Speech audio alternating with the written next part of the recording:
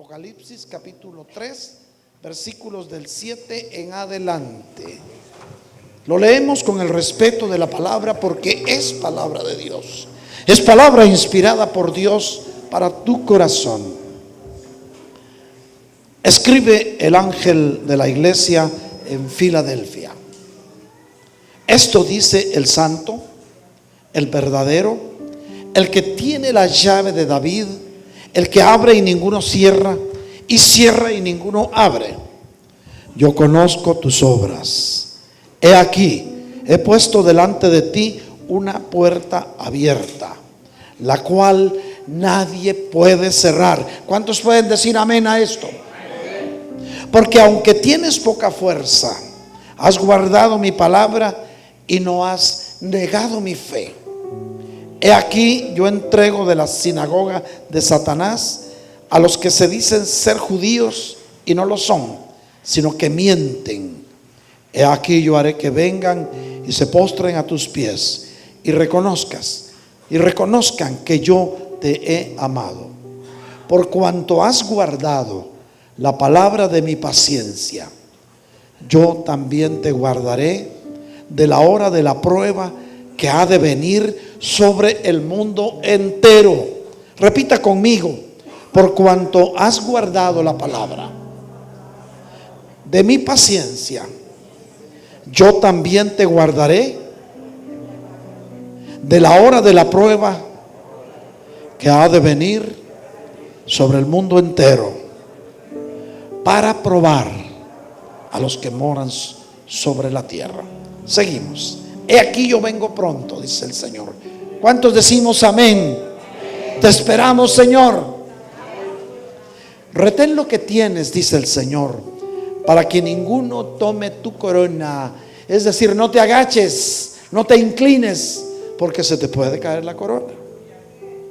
Al que venciere, dice el Señor, yo lo haré columna en mi templo, en el templo de mi Dios, y nunca más saldrá de ahí. Y escribiré su nombre en el nombre de mi Dios, y el nombre de la ciudad de mi Dios, la nueva Jerusalén, la cual desciende del cielo de mi Dios, y mi nombre nuevo.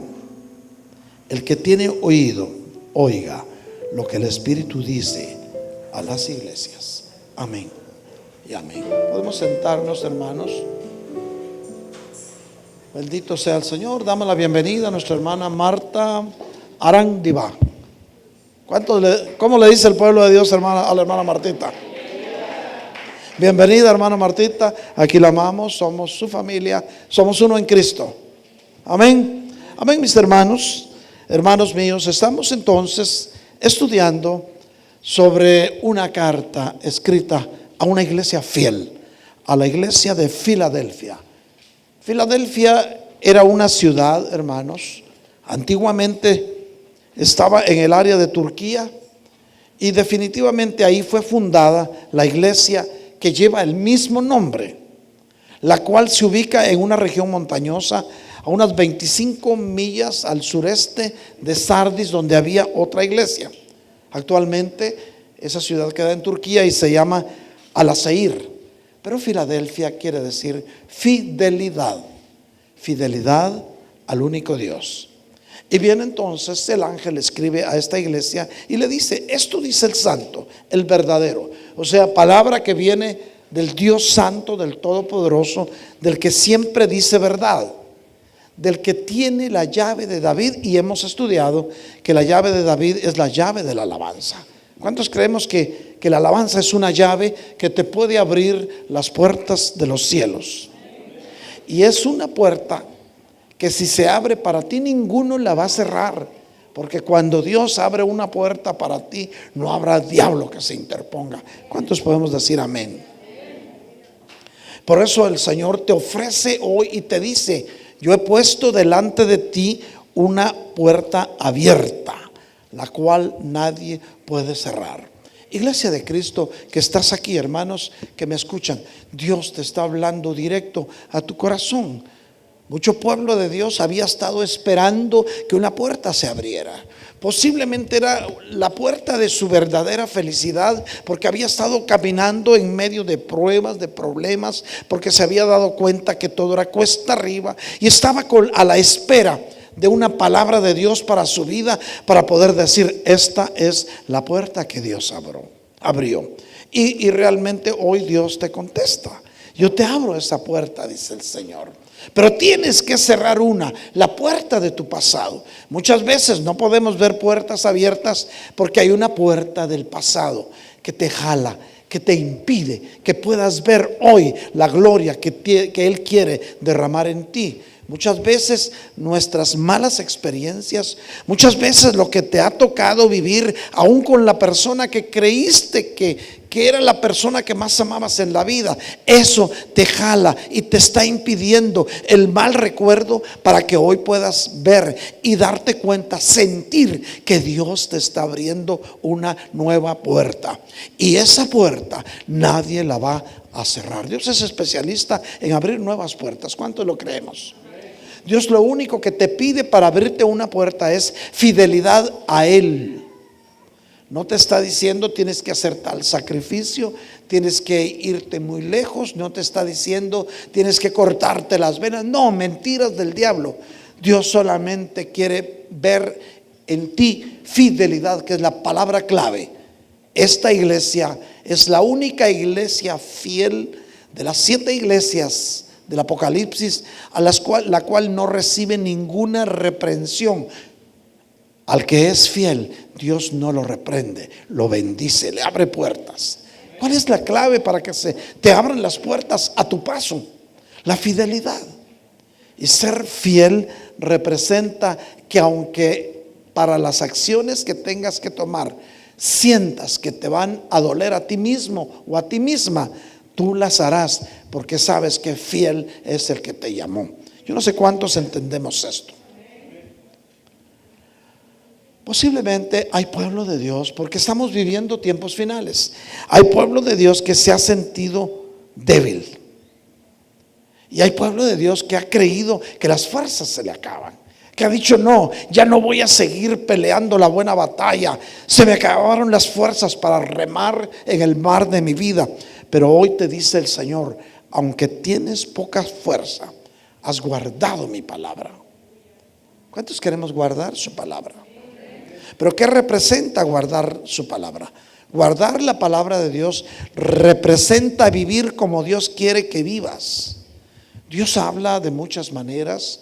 Te puede hablar a través de tu Biblia misma, o te puede hablar en sueños, te puede hablar de muchas formas y mostrarte cuál es el propósito que Él tiene para ti. Porque Dios tiene propósitos. ¿Cuántos sabemos que Dios tiene propósitos?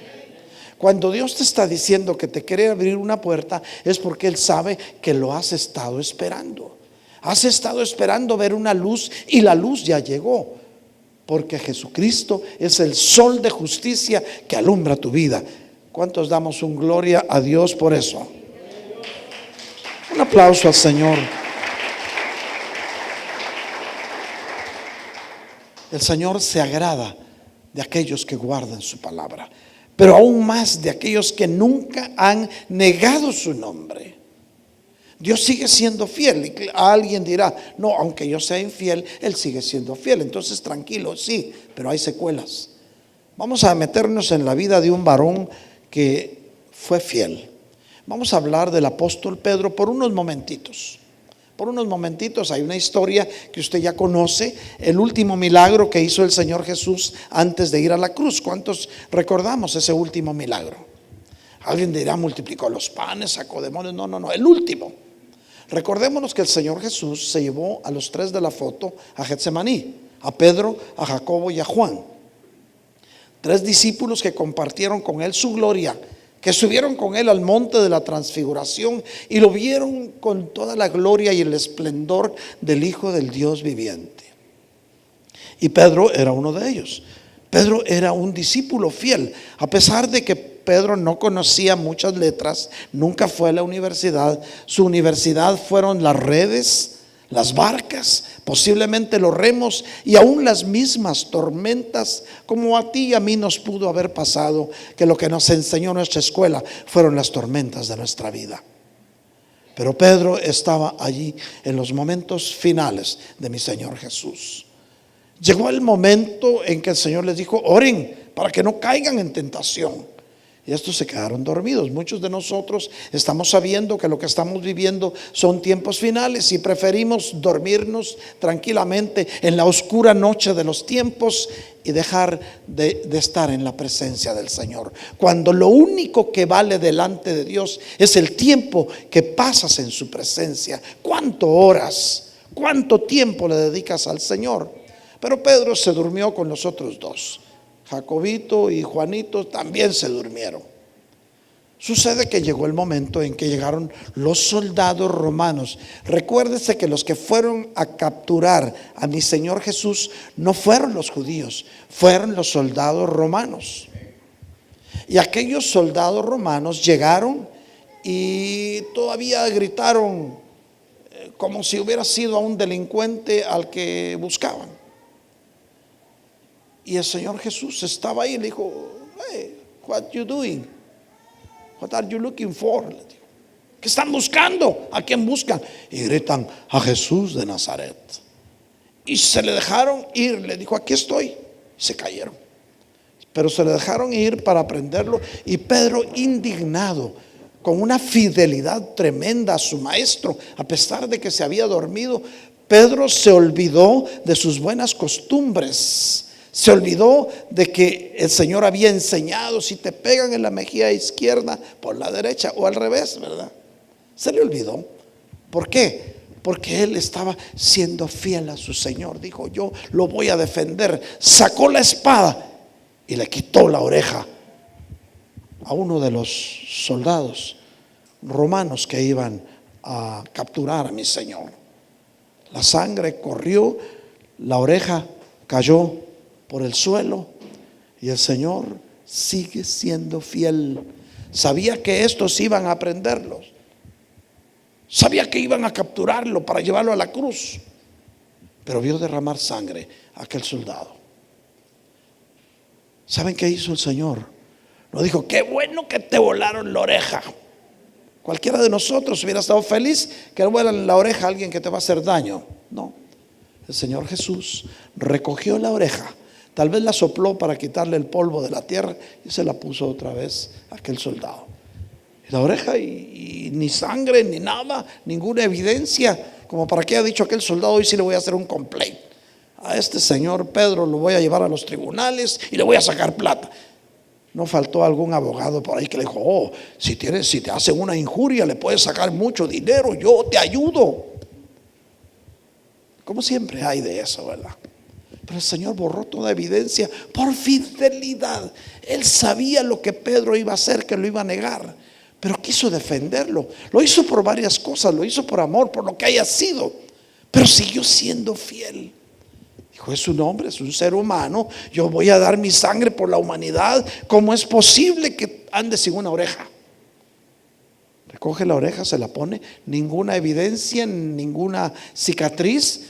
Y si aquel fue después a los tribunales a demandarlo, lo primero que el juez dijo: ¿dónde están las evidencias? Y vieron: ¿está seguro que esa oreja fue? Pues sí, pero no hay cicatriz. ¿Y qué pasó? Me la quitó. Y el trauma que me quedó, porque luego empiezan con eso, ¿verdad? El trauma que me quedó, no puedo dormir de pensar que mi oreja cayó, que un perro se lo pudo haber comido. Imagínense todo lo que pudo haber habido en esa escena y lo que pudo haber pensado aquel soldado romano.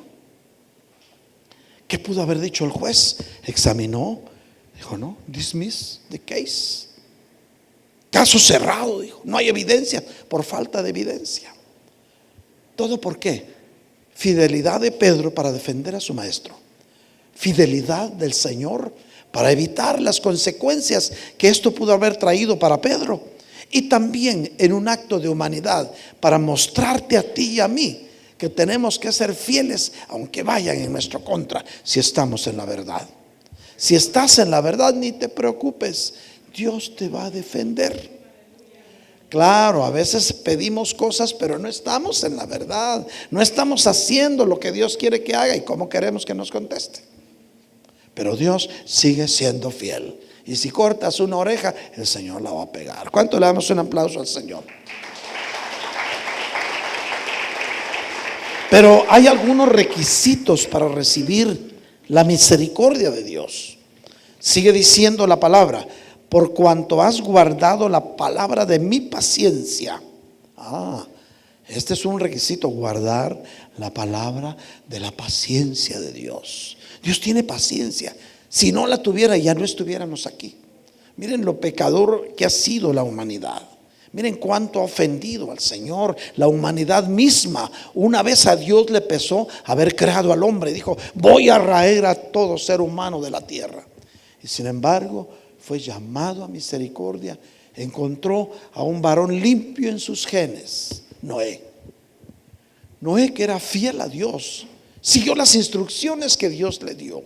Noé, dice la Biblia, que era un predicador. No dice que predicaba, pero yo estoy seguro que predicaba fidelidad, porque Dios vio la fidelidad. Él lo llamó, salvó a su familia, pero como todo ser humano falló.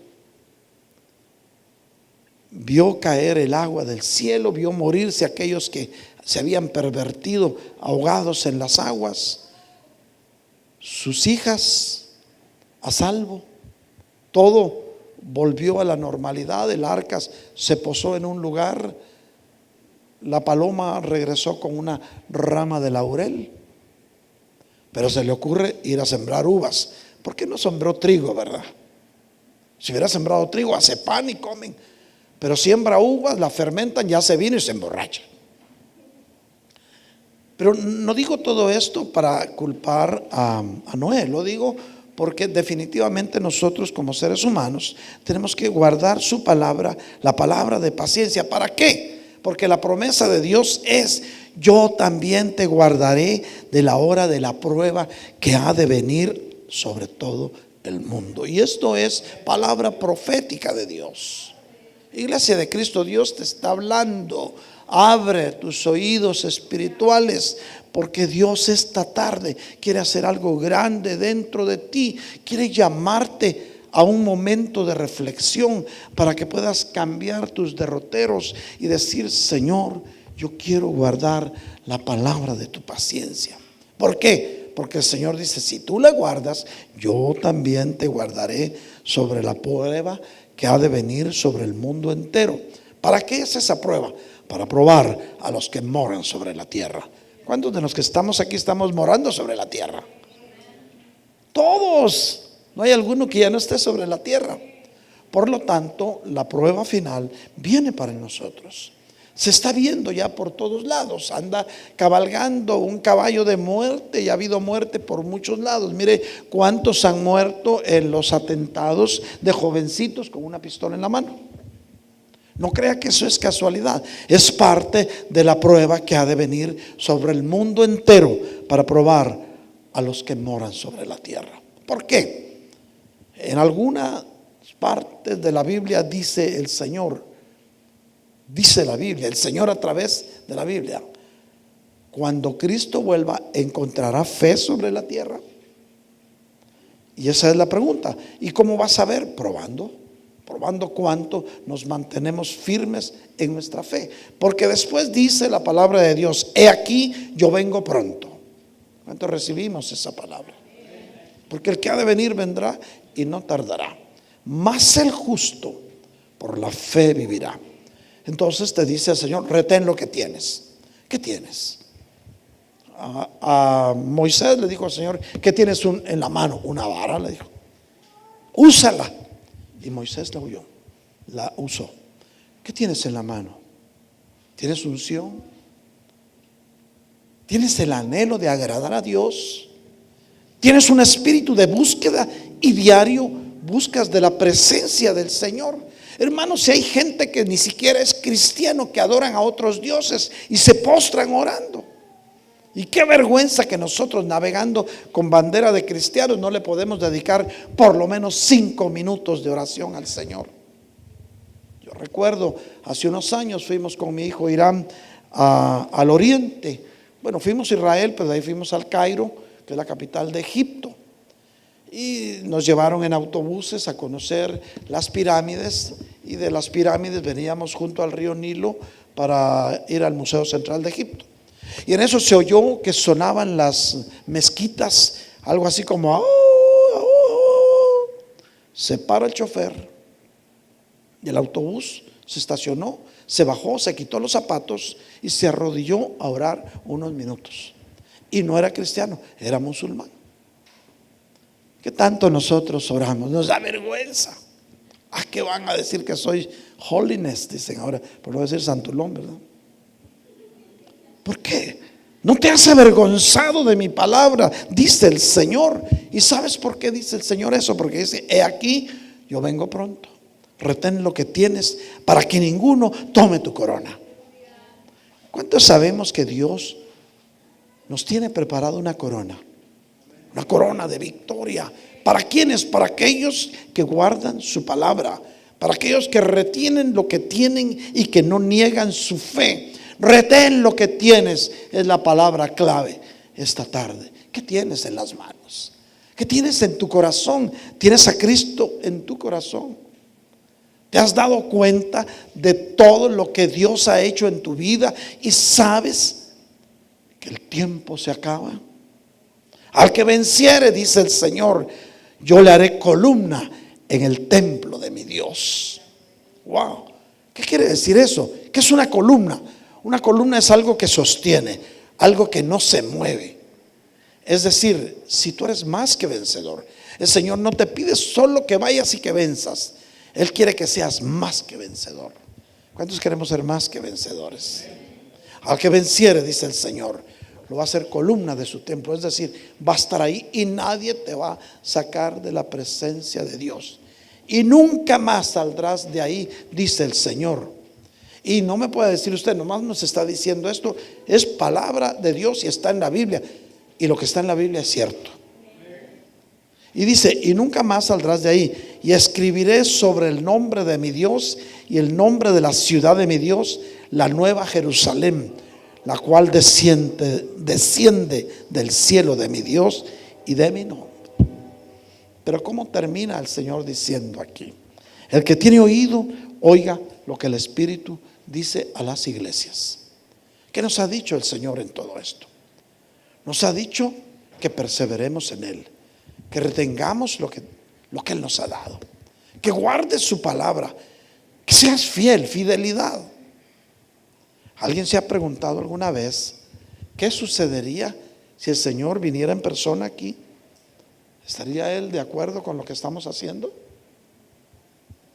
Cuenta un ministro de Dios, un sábado por la madrugada, él se levantó a preparar el mensaje del domingo y estaba buscando versículos, pidiéndole al Señor que hablara a través de los versículos, porque eso tenemos que hacer. Cuando te manden a dar un mensaje, no empieces a ver qué sueñas. Empieza a buscar qué quiere Dios que le digas a sus hijos, porque debemos ser portadores de buenas nuevas, y las buenas nuevas solo las da el Señor, no los noticieros. Tenemos que ser mensajeros de buenas nuevas. Pues estaba en la búsqueda y el cansancio y la fatiga lo hicieron que se quedara dormido. Aquel ministro se quedó dormido y de repente empieza a soñar que estaba en la iglesia, ya estaba predicando, que estaba llena la iglesia, estaba lleno, así como hoy estamos llenos. Lo importante es que estemos llenos del Espíritu y que salgamos llenos de la palabra. Pero aquel ministro de Dios vio la iglesia llena y él estaba predicando, hablando de la palabra de Dios. Y de repente ve un personaje que entra con una mirada triste y vio, no había lugar donde sentarse porque todo estaba lleno. Nadie se levantó para darle lugar. Al fin vio cómo se acomodó por ahí. Su mirada era serena, era profunda, pero había tristeza. Y el predicador, todo el mensaje, no apartó su vista de aquel personaje. Lo veía triste, viendo a todos allá en un rinconcito, porque nadie se levantó para que se sentara. Hermano, cuando vea a una persona nueva y no hay lugar, levántese, dele su lugar. Muchas veces dice la Biblia que por ser buenos hospedadores, algunos han hospedado ángeles en su casa. Pero aquel predicador lo tenía preocupado el ver ese personaje con esa mirada profunda, pero triste. No hallaba las horas de terminar y ministrar e ir a buscarlo para hablar con él. Ministró, terminó, y cuando iba a buscarlo ya no estaba. Entonces fue, salió. ¿Vieron ustedes al hermano que entró? Y una hermana le dice: fue Jesús el que vino. Y en ese momento despertó del sueño porque estaba soñando. Hermano, ¿cree usted que si el Señor Jesús viniera como el sueño de aquel predicador, estaría contento de ver lo que cada uno de nosotros estamos haciendo en nuestra vida? ¿Cree usted que el Señor aceptaría nuestra conducta allá afuera? Cada uno de nosotros vea cómo estamos viviendo. ¿Cree usted que el Señor estaría feliz de ver en su corazón que hay rencores, que no ha perdonado? ¿Cree usted que el Señor aceptaría las actitudes que usted ha tomado con sus propios hijos? ¿Cree usted que Él aceptaría lo que estamos haciendo a veces en la iglesia? Porque aquí adentro somos muy buenos para decir amén, aleluya, gloria a Dios. Pero ¿qué tal afuera? A veces venimos, y cuando venimos ahí cerca de la puerta de la iglesia y están los hermanos de bienvenida, se nos abre una hermosa sonrisa. Y gloria a Dios, hermano, qué gusto verlo. Y venían discutiendo: esta es la última vez que ven contigo esta iglesia, porque de aquí me largo. Pero ahí cambió el panorama. Y si el Señor viniera y se parara aquí, Él tiene una vista de rayos X para ver las almas. ¿Cree usted que se pondría triste de ver qué estamos haciendo? ¿Qué hacemos en la intimidad de nuestra casa? ¿Qué hacemos con nuestros hijos? ¿Cómo los guiamos?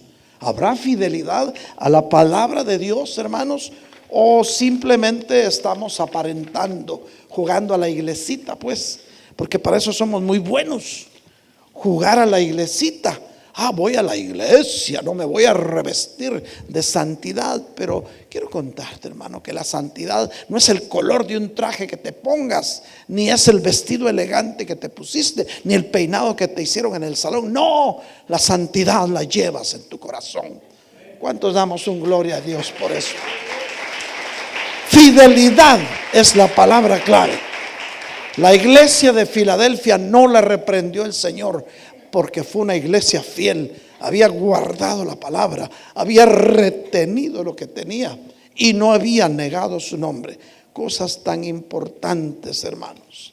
Tenemos que ser fieles a donde quiera que estemos para dar testimonio de aquel que te llamó, de aquel que te sacó de las tinieblas y te trajo a su luz maravillosa. Y donde estés, en tu trabajo, en la calle, en los deportes, en donde quiera que te encuentres, ahí tienes que dar testimonio, y Dios te va a compensar por tu fidelidad.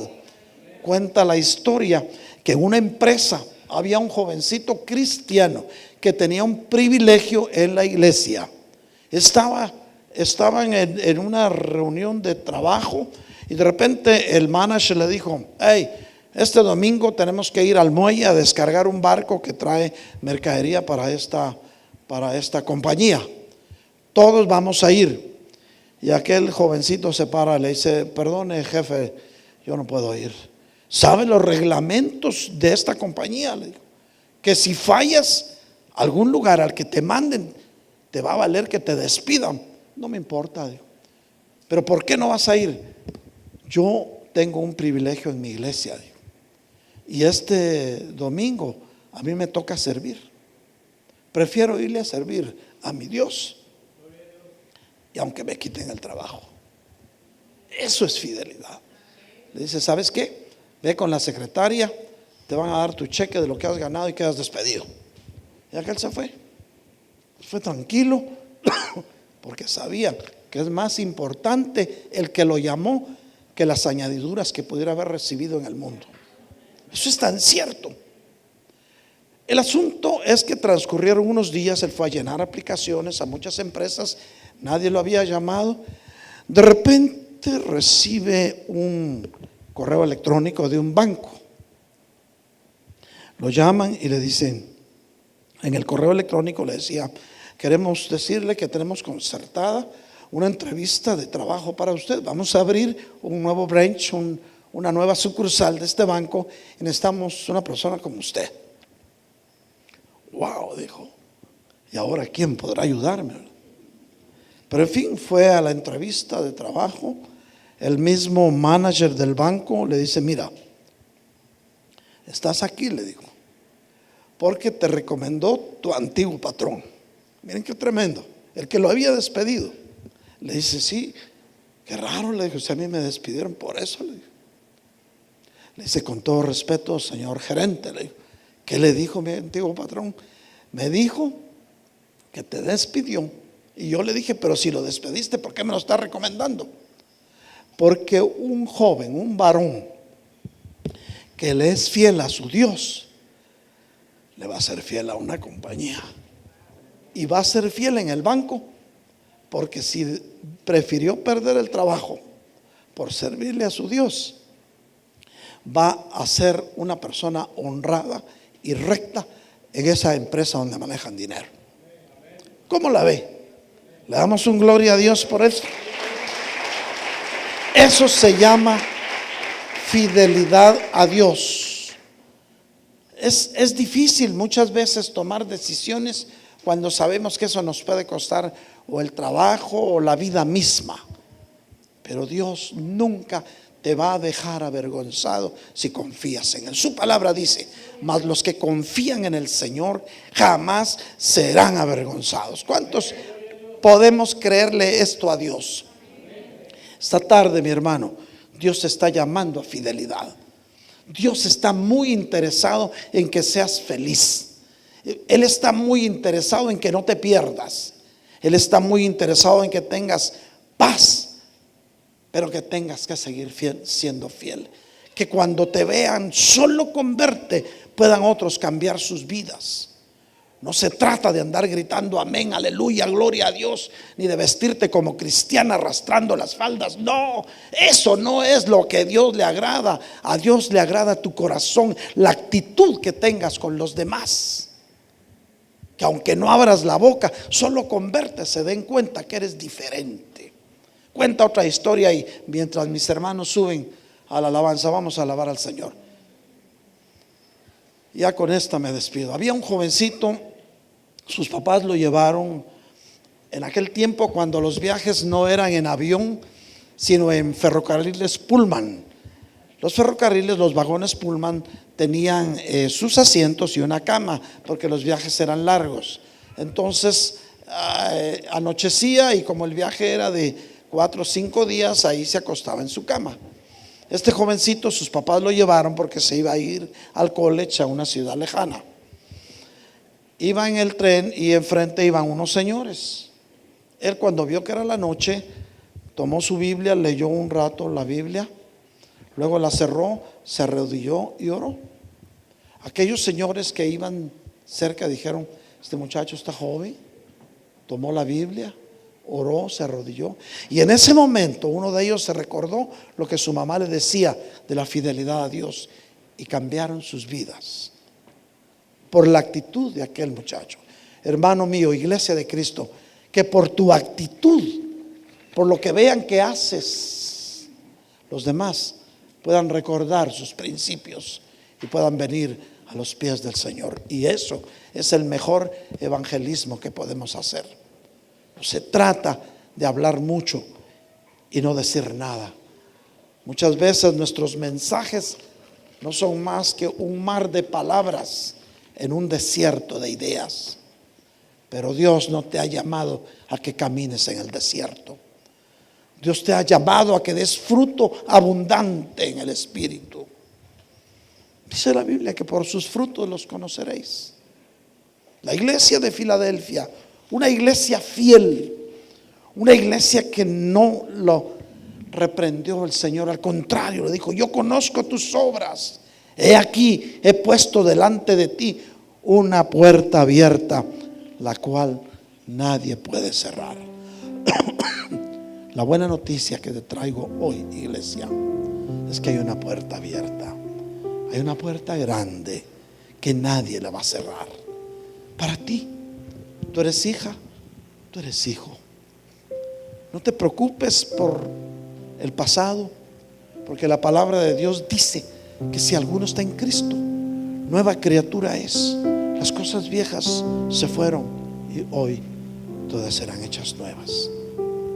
Toda ofensa del pasado que hayas recibido, suéltala, suéltala, no te va a servir de nada. Toda herida que sientas que llevas en tu alma, es tiempo de sanar. Quiero contarte que mi Señor Jesús es especialista en sanar heridas del alma.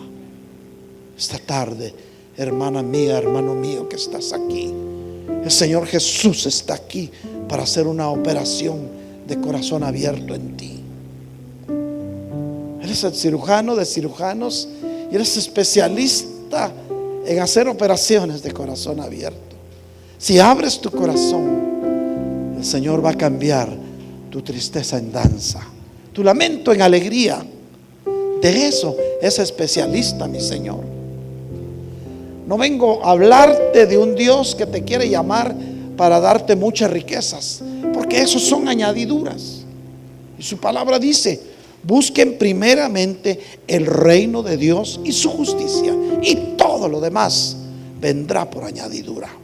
Dios te puede añadir muchas cosas, pero antes tienes que vivir su palabra. Antes tienes que dar testimonio de fidelidad, y no lo que te vas a parar diciendo, sino lo que te vas a parar haciendo. A Dios le interesa mucho más lo que haces que lo que dices. Puedes decir cosas muy bonitas y tener un pico de oro, pero por dentro podemos ser sepulcros blanqueados. Esta tarde, iglesia de Cristo, el Señor te dice: hay una esperanza. Tú eres hijo, tú eres hija, fuiste llamada, fuiste llamado para habitar lugares altos. No te vas a perder, dice el Señor, porque yo estoy contigo. Yo te tomaré de la mano, dice el Señor, para que tu pie no tropiece con piedra. He puesto delante de ti una puerta abierta, dice el Señor, y esa puerta se llama salvación. No cierres tu corazón al llamado de Dios. No te conformes con decir: es que yo ya confesé al Señor, ya resolví mi problema de la eternidad. No. Hoy es el día que el Señor te llama a un cambio total. Deja las cosas viejas que se vayan, suelta. Es tiempo de empezar un nuevo estilo de vida, olvidando lo que queda atrás, decía el apóstol Pablo. Prosigo a la meta del supremo llamamiento en Cristo. Oh, en el nombre de Jesús. No dejes para mañana lo que puedas hacer hoy. Las decisiones que tengas que tomar, o las tomas hoy o no las tomarás nunca. Hoy es el día que Dios te está llamando a un cambio total, a que puedas enterrar lo que no le da la gloria a Dios, porque ni a Dios le interesa un pasado, a Dios le interesas hoy. Por eso Él dice: yo soy el gran yo soy. No dice: yo soy el Dios de antes, soy el Dios de ayer, de hoy, por los siglos, te dice. Señor, ¿y con quién le digo que hablé? Le dijo Moisés: dile que soy el gran yo soy. Y el yo soy es tiempo presente. A Dios le interesa tu presente y tiene un futuro para ti. Es tiempo, iglesia, que nos empecemos a preocupar sobre dónde vas a pasar la eternidad. Para bien o para mal, eres eterno. Yo no sé si me entiendas esto, iglesia. Para bien o para mal, eres eterno. Para bien, si agradas a Dios, vas a pasar la eternidad en el cielo. Para mal, si desagradas a Dios y no te conviertes de a de veras, vas a pasar la eternidad en el infierno. Y esto va para el presidente, para el gobernador, para quien quieras. Todo aquel que no recibe al Señor en su corazón y no se consagra, hay un lago de fuego y azufre que le espera. Pero no vine a condenar a nadie. Vine a decirte, iglesia, que hay una esperanza, que hay una promesa de Dios que es tuya. Yo conozco tus obras, dice el Señor. Él conoce tus obras. He puesto delante de ti una puerta abierta, dice el Señor. Te lo repito muchas veces para que se meta hasta lo más profundo de tu corazón. Porque el mismo Señor te dice: esta puerta nadie la puede cerrar. Las promesas de Dios para ti no te las va a quitar nadie. Podrán caer 1000 a tu derecha y 10,000 a tu izquierda, pero tú estarás como árbol plantado junto a corrientes de agua. Esta tarde es tu tarde, iglesia. Es una tarde de reflexión. Es una tarde para decirle al Señor: Señor, ya no me interesa el pasado, me interesa agradarte con mi vida. Que nuestro anhelo sea agradar al Señor. ¿Qué ganas con vivir en pecado? ¿Qué ganas por transgredir las santas leyes de Dios? El pecado aparta al hombre de Dios. ¿Por qué crees que el Señor Jesucristo dijo: Padre mío, ¿por qué me has abandonado? Porque en ese momento Él estaba llevando en sus espaldas el pecado de toda la humanidad. Estaba apartado de la presencia de Dios. Pero luego, hermanos míos, es que es maravillosa la obra de mi Señor Jesucristo, que Él hizo por ti y por mí.